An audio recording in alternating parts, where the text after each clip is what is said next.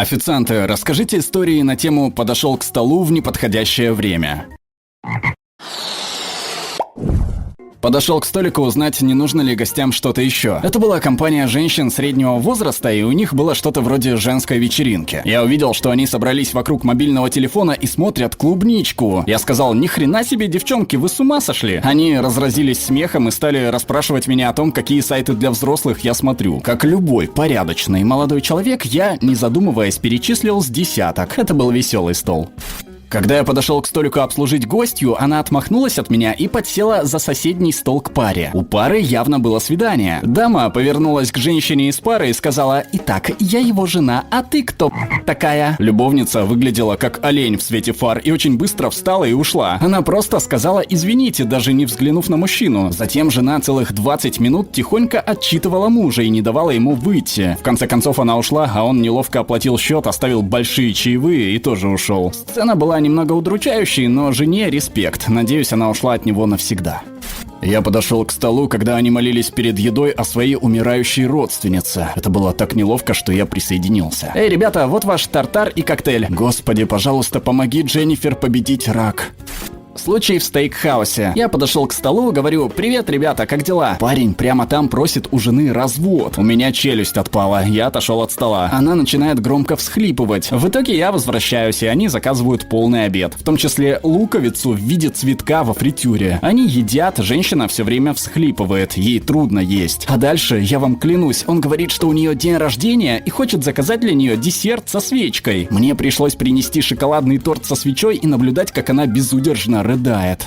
Я был участником подобной ситуации с обеих сторон. Когда мне было 12 лет, мама взяла меня и двух моих младших братьев, 7 и 8 лет, на ужин в ресторан. После того, как мы заказали еду, она начала рассказывать нам, что у них с отцом было много проблем, и они собираются разводиться. Как раз в тот момент, когда она закончила говорить о том, как сильно они оба нас любят, нам принесли еду. Мы все втроем начали плакать. Прошло 15 с лишним лет. Я обслуживаю столики в местном кафе. Я выхожу из кухни к своему столику и вижу, как 4 детей за столом начинают плакать, а родители избегают смотреть мне в глаза, пока я расставляю еду. Мне очень хотелось сказать этим детям, что все еще будет хорошо. Я поставил тарелку с чесночным хлебом, когда девушка отказывалась от предложения руки и сердца. Мне очень жаль, я просто не могу выйти за тебя замуж. Это... Ну ладно, не желаешь хлебных палочек? В начале 2000 года я обслуживал одну пару. Как только они сели за стол, парню позвонили по телефону. Он разговаривал, не прерываясь, весь вечер. Его спутница была в ярости. Он, наконец, положил трубку только когда я принес десерт. А она сказала: «Иди в жопу со своей мамашей, мы не можем даже один вечер провести вместе». Несколько лет назад я работал официантом. Однажды я подошел к столику, чтобы принять заказ, и услышал: «Ну вы же сделали ей вазэктомию». Как только дама увидела меня, сразу замолчала. Мне всегда было интересно, чем закончился этот разговор. Я наблюдал за парой на грани разрыва. Я уже принял у них заказ, и когда я вернулся с напитками, они смотрели друг на друга и говорили сквозь стиснутые зубы: «Я не кричу на тебя, потому что мы на людях, но ты реально получишь, когда мы дойдем до машины». Я ставлю напитки и, уходя, слышу: «Отлично, иди нахер». И девушка проносится мимо меня. Когда я вернулся из кухни, чувака уже тоже не было. Думаю, они не были сильно голодны. Пожилой мужчина собирался уходить, поэтому я подошла его рассчитать. Он был приятным парнем и не создал мне никаких проблем. Однако, как только я вернулась к его столику, он сидел на краю дивана, раздвинув ноги, а его яйца вывалились из шорт и распластались по всему сиденью. «Приятно наконец-то проветриться», — сказал он с зубастой ухмылкой. Я бросила сдачу на стол, не говоря ни слова, и вернулась на кухню, чтобы отойти от шока. Я вылила на этот диван литр дезинфицирующего средства после того, как он покинул помещение. Я был свидетелем того, как женщина достала банку с мертвыми жуками. Затем она положила одного из них в свою тарелку и стала предъявлять мне претензии, ожидая компенсацию. Мне было 18 лет, и это была моя первая настоящая работа за время учебы в университете. Я подошел к столику, чтобы спросить, не желают ли они что-нибудь еще. Как только я спросил, то заметил, что один из парней вытирает слезы, а у другого было такое выражение лица, какого я никогда раньше не встречал. То есть ты хочешь сказать, что подозревал, что у тебя ВИЧ, но все равно чпокнул меня? Я не знал, что делать. Просто отошел и не стал возвращаться. Подхожу к своему столику, там мама, папа и сын, лет 8, наверное. Мама истерит. Видимо, другой официант проходил мимо с мельницей для перца, она выпала у него из рук и случайно задела ее по голове. Не сильно, но для нее это повод для скандала. Она истерит, я пытаюсь понять, что происходит, а соседний столик смеется над тем, как она бесится. Она продолжает кричать: «Он ударил меня! Я хочу вызвать полицию! Он ударил меня!» Официант извиняется, но она никак не угомонится. Она кричит: «Это насилие!» А люди за соседним столиком смеются: «Нет, мисс, это перец!» Я растерялся и скрылся в подсобке. Потом, наконец, собрался с духом и вернулся, а маленький ребенок уже тоже в истерике. Отцу надоело поведение его жены, и он угрожает уйти, если она не успокоится. Он начинает говорить ей: «Ты хочешь, чтобы я снова ушел? Ты хочешь, чтобы я ушел?» Ребенок начинает рыдать и кричать: «Нет, папочка, пожалуйста, не уходи больше! Мама, веди себя нормально! Пожалуйста, останься, папочка!» Дама, наконец, перестает психовать и доедает свою еду. Мы не взяли с них денег за обед, и они ни хрена не оставили мне на чай. Я их не виню, потому что после того случая я избегал их как чумы. Бедный ребенок. Я работал в сетевом ресторане, который позиционировал себя как семейное заведение. Однако мы находились рядом с местным университетом, поэтому к нам приходило много студентов. Однажды я застал парня за просмотром клубнички с Фури. Звук, слава богу, был выключен, но зачем? Рядом дети. Старшеклассники на свидании. Было очевидно, что встречаются они совсем недавно. Я подошел, когда девушка рассказывала, как будут выглядеть их будущие дети. Несколько пожилых дам не услышали моего приближения, когда обсуждали разницу между отсосом с зубными протезами и без. Тот неловкий момент, когда ты понимаешь, что твои постоянные клиенты — это не отец и дочь, а пара любовников. Причем он настаивал на том, чтобы она называла его папой. Принес кофе одному парню, который был известен как эгоистичный и жестокий засранец. Как раз в то время, когда он убирал со стола брошюры об эректильной дисфункции и увеличении размера шланга. Это многое объясняет в его поведении. Я обслуживал столик с беременной женщиной, ее мужем и их маленькой дочкой. Когда я принес тарелки, девочка самым милым голоском спросила: «Мамочка, как этот ребенок оказался внутри тебя?» Оба родителя молча посмотрели друг на друга и решили спросить меня, откуда, по моему мнению, он там взялся. Я тут же закончил расставлять тарелки и быстро ушел, притворившись, что не расслышал их вопроса. Я был барменом, работал на вечеринке в честь дня рождения и делал обход зала, чтобы проверить, все ли в порядке у гостей. Я подошел к одной паре, чтобы забрать пустые бокалы, и увидел, что парень засунул руку далеко под ее юбку. Он ухмыльнулся мне, а позже попытался передать мне что-то той же рукой. Я позволил ему поставить бокал на барную стойку. Нет уж, спасибо. Очевидно, я спровоцировала ссору между парой, хотя это не моя вина. Я понятия не имела, что происходит, пока не принесла им напитки. Я подошла и услышала: «Ты знаешь, чего хочешь, почему бы тебе просто не сделать это?» Когда я поставила напитки, девушка посмотрела на меня и огрызнулась: «Ты же знаешь, что он хочет тебя чпокнуть, верно? Так почему бы тебе не сделать это прямо здесь?» Я ничего не сказала, ушла, объяснила все менеджеру, и он их выгнал. Мой прогноз: они поженились, у них родился приплод маленьких засранцев, и их соседи часто вызывают полицию. Я работал официантом, пока учился в колледже. Я подошел поприветствовать столик и принять заказ на напитки. Один из гостей пукнул. Это был горячий, влажный, вонючий пердеж, который вырвался из-под стола, как только я подошел. Очень сильный, и он сделал это специально. Я понял это по выражению его лица. Я обслуживал стол из 5 человек. Муж, жена и 3 детей. Казалось, ничего необычного. Обычная семья ужинает. Пока около 20 полицейских не ворвались внутрь через заднюю, переднюю и боковую двери. Они окружили стол, пока я стоял там, неловко держа поднос с посудой. Они начали надевать наручники на мужа. Жена кричала. Все 3 детей плакали, суетились и кричали. Полицейские тащат его к машине, и жена наконец говорит: «У меня нет денег, чтобы оплатить наш счет». Примерно через минуту один из полицейских возвращается и бросает ей самую большую пачку денег, которую я когда-либо видел. Все, что я смог придумать, это сказать: «Итак, кто-нибудь хочет десерт?» Оказалось, что парень был крупным наркодилером с многочисленными ордерами на арест, и полиция искала его несколько лет. Я все-таки принес детям мороженое. Я подошел к столику из 4 человек, которые уже несколько часов сидели там с 6 кувшинами маргариты. Я спросил их, все ли у них в порядке и не хотят ли они еще один кувшин. Дама, сидевшая ближе всех ко мне, посмотрела на меня и начала смеяться. Затем я заметил, что со стула, на котором она сидит, льется вода, как я сначала подумал. Мне понадобилось 5 секунд, чтобы понять, что она на самом деле описалась, пока сидела, смотрела мне в глаза и смеялась. Ее муж быстро встал и отвел ее в туалет. Они вышли, муж был в трусах, а женщина в брюках. шмотках. Он дал мне $300 вместо 200 по счету и сказал, что они оставили ее шорты в туалете. Они вышли через заднюю дверь. Обязательно подпишитесь на наш канал, чтобы не пропустить новые суперинтересные обсуждения. Становитесь нашим патроном по ссылке в описании и слушайте наши выпуски фоном, без рекламы и цензуры. Ну а пока предлагаем посмотреть другие наши видео.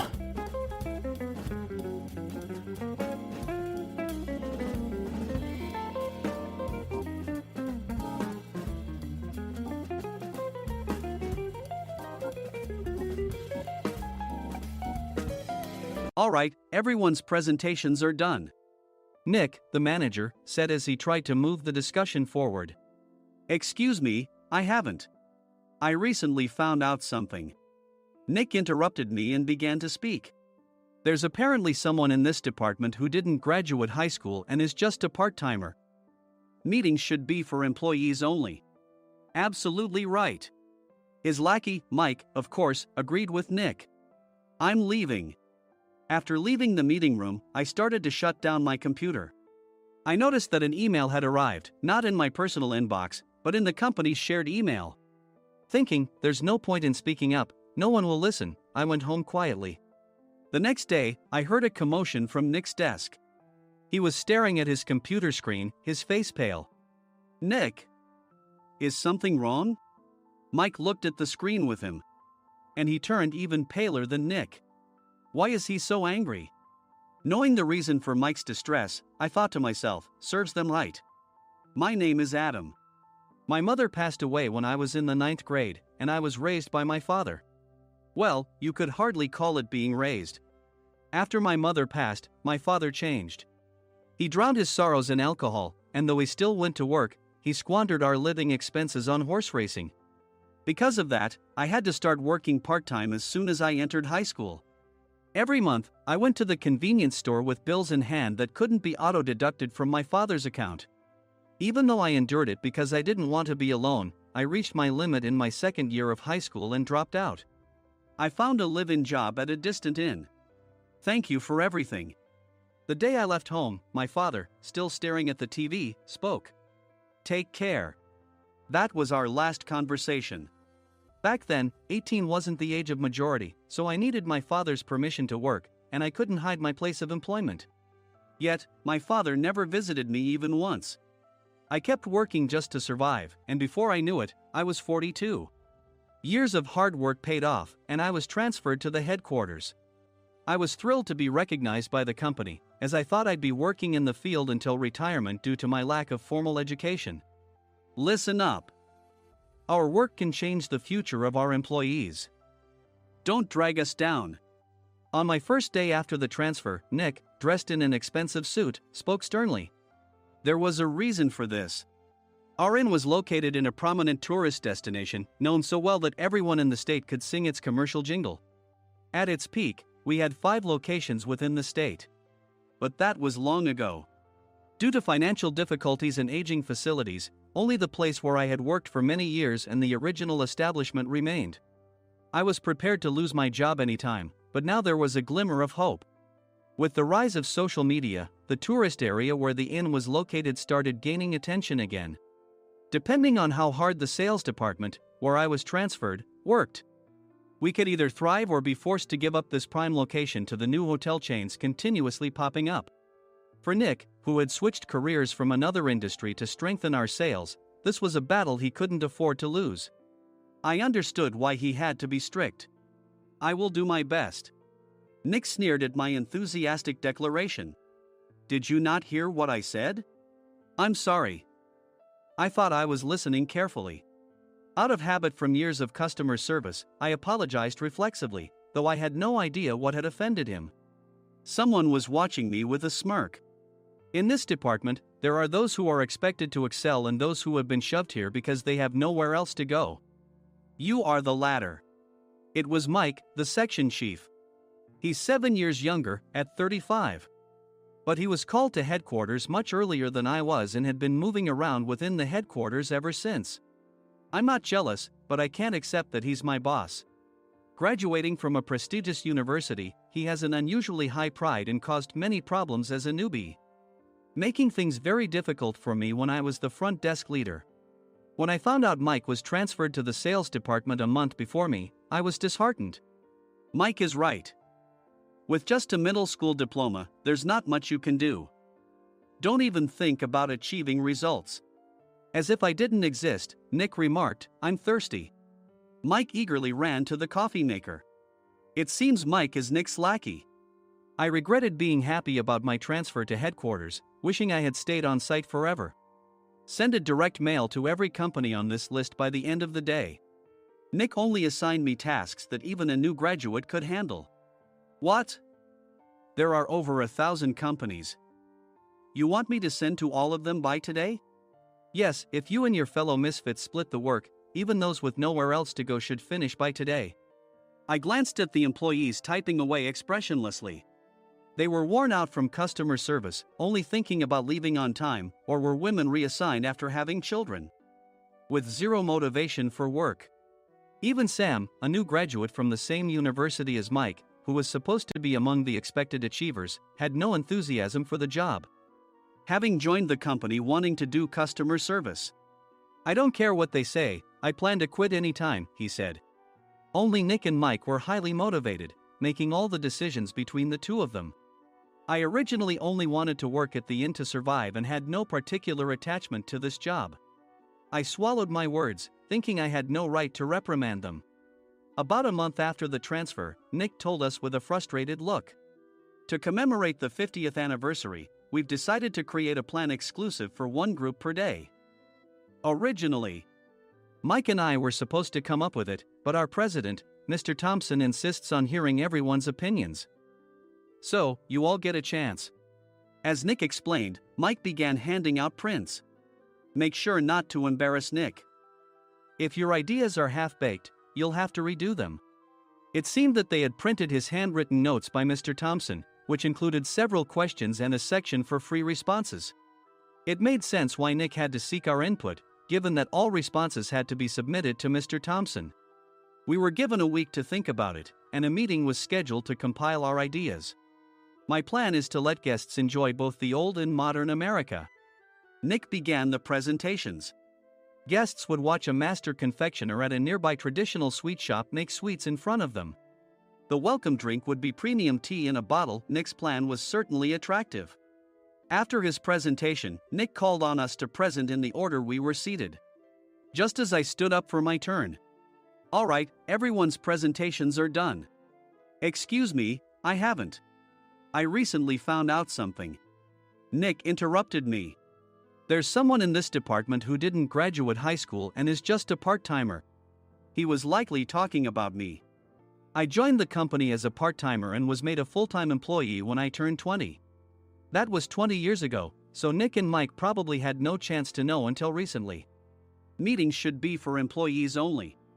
Absolutely right. After that, Nick kept creating opportunities to solicit everyone's opinions, purposefully excluding me from speaking. The meeting unexpectedly heated up and went past the scheduled end time. A few people asked to leave, and the discussion continued with the remaining few. "Still here?" Normally, you'd leave in that situation. Though I had no attachment to the job initially, hearing kind words from customers made me want to make them happier. For someone like me, with nowhere to go, the inn was my home and customer service was my life. I felt pathetic about my current self. "I'm leaving." I left the conference room and started shutting down my computer. I noticed an email had arrived, not in my personal inbox, but in the company's shared email. Thinking no one would listen to what I had to say anyway, I quietly went home. The next day, while preparing the DM as instructed, I heard a commotion from Nick's desk. In his haste to stand up, he hit his knee on the desk. He stared at his computer screen, his face pale. "Nick, what's wrong?" Mike, thinking he should be the first to rush over, approached Nick while still wearing his coat. He peered at the screen with Nick. And he turned even paler than Nick. Why is he so angry? Who is responsible for this company? Nick, more irritated than ever, asked, and Mike answered without checking. Probably Sam. Sam wasn't there because he was attending a morning training session for new hires. Nick gave up on getting angry and returned his gaze to the screen. They were looking at an email that arrived right after the end of the working day yesterday. Apparently, no one, including me, had checked it before leaving. The email was from a large company that used us for their annual employee trips. The president and executives of that company also frequently used our services personally. President of the company, Mr. Mason himself, had declared that neither he nor his company would ever use our services again. Well, some companies cancel their employee trips or stop using our services due to financial struggles. Let's just move on. Mike kept wiping the sweat from his forehead with a handkerchief. Knowing why Mike was so agitated, I quietly watched their interaction. Do you know how much revenue we get from that company? We can find other guests to fill the rooms, but we'll lose the banquet costs, gift shop revenue, rental car fees, and more. Moreover, the gifts were supposed to be prepared by the traditional confectionery shop involved in Nick's proposed plan. If it's known that we incurred such a huge loss at this critical time, Nick's position in the company would be jeopardized. Nick took a deep breath, seemingly trying to calm himself. All right, Mike. Go to New York right now and apologize to Mr. Mason. What? You're coming with me, right? I have urgent work to do. I trust you, which is why I'm entrusting this to you. Please. Mike, believing Nick's sincerity, agreed with a determined look on his face, saying, yes. That's Nick for you. Even if Mike went to apologize, Nick would shift all the blame onto him if the client didn't change their mind. Well, it was Mike's fault to begin with, so it served him right. About 3 hours later, Sam answered a call from somewhere and repeatedly apologized, saying, I'm very sorry. Everyone watched to see what was happening. After ending the call, he informed Nick with a weary tone. When Mike arrived at the client's company, he only made things worse, further infuriating Mr. Mason. He was demanding, get his boss here immediately. It was no wonder Sam was exhausted, dealing with such a call right after returning from training. What is that idiot doing? All right, Adam, you're coming with me. If sacrificing Mike didn't work, then I must be next. Normally, I'd want to refuse at all costs, but I saw an opportunity in this situation. If I can be of assistance, I'd be happy to join you. I immediately followed Nick, and we flew to New York. When we introduced ourselves at the reception, it became clear how serious the situation was, as the receptionist personally escorted us to the president's office. Angry voices leaked through the door, making both Nick and me uneasy. Excuse me. I'm Nick, the supervisor. I understand my subordinate has caused you trouble, and I deeply apologize. Nick, with his experience in the corporate world, knew enough to offer an apology before excuses. However, his customer service skills left much to be desired. I sighed as I saw Mike trembling like a small dog in the corner of the room. What kind of training are you giving your subordinates? Mr. Mason glared at Nick with a red face. The intensity of his gaze made even Nick take a step back. Regrettably, I joined this company only 2 years ago and was unaware of Mike's issues. I should have identified his shortcomings sooner. Indeed. I should have realized sooner. No sensible person would come to apologize and then give a lengthy presentation on the drawbacks of not using their in. Nick froze, his mouth slightly open. Suspecting the worst, I picked up the documents that had fallen to the floor. It seemed Mike hastily prepared these documents on the plane, listing the disadvantages. Disadvantage 1: if you change the venue for the company trip, employees might suspect it's for cost-cutting reasons, leading to a negative impression. Reading it aloud half-jokingly, Nick snatched the papers from my hand and checked the contents with a furious expression. Among the stack of documents was a receipt from a nearby convenience store's copy machine. I felt a pang of dread, hoping he hadn't shown the receipt as well. What do you think he said when I asked what kind of nerve he had to do this? I'm very sorry. Faced with the dire situation, Nick must have thought there was nothing left to do but apologize. In a voice smaller than I'd ever heard from him, he uttered words of apology. He said, I'm a Harvard graduate. I don't believe I said anything wrong. Mike! What have you done? Forgetting his plan to pin the blame on Mike, Nick yelled loudly, even in front of Mr. Mason. I didn't do anything wrong. You're still saying that? Look at him. Mike pointed at me with a shaking hand. I was assigned to headquarters in my 20s and now I'm a section chief. This guy only made it to headquarters at 42. Everything I've done proves I was right. So why are we losing the contract? Having said his piece, Mike collapsed to the floor. Of course. You were sent there because you had nowhere else to go. Mike never expected to hear such words from someone he looked down upon. He lunged at me, and Nick hurriedly stepped in to stop him. Mr. Thompson told me Mike is a quick thinker, and to take good care of him. There's no way he was pushed aside. Don't make things worse here. He didn't say quick thinker, he said only quick-witted, didn't he? I don't remember that part. I recalled the many troubles Mike caused when he was a newbie. When Mike was on the front line, his pride was so high that he never apologized to customers. Customer service, especially in our job, doesn't work alone. It brings both good and bad situations. If the front staff or housekeepers made mistakes, or the cleaning company didn't properly clean a room, one had to apologize to the customers regardless of personal fault. Mike, in such situations, would never apologize, insisting he wasn't at fault. This often angered customers, and as the front desk leader, I frequently had to apologize on his behalf. He caused complaints and disrupted operations, which is why he was quickly moved to headquarters. In departments where he didn't interact directly with customers, his quick thinking was beneficial and things went well. But it seemed his flaws were starting to show. Corporate reservations are supposed to be entered into the system by the sales representative. But a quick check yesterday revealed that more than 10 items were missing from the client's reservation. The handover document clearly stated what needed to be prepared. Why didn't you enter it into the system? Why do we have to give them special treatment? Filling rooms near the banquet hall, setting up all the food in advance. Specifying the brand of wine, they're too demanding. No wonder he always angered customers, I thought, feeling a headache coming on. Grouping them in rooms near the banquet hall is for our benefit too. It makes it easier for the staff to set up beds and serve breakfast since everyone's schedule is synchronized. As for the other requests, Mr. Mason suggested them to lighten our load.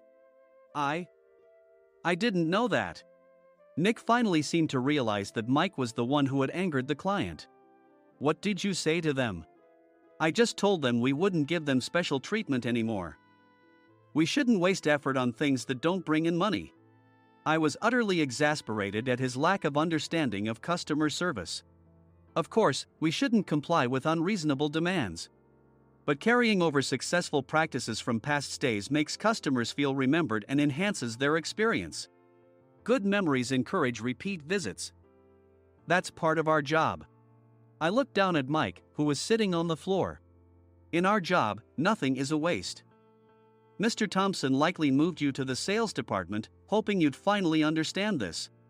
How do you think he feels now that you've failed to meet his expectations?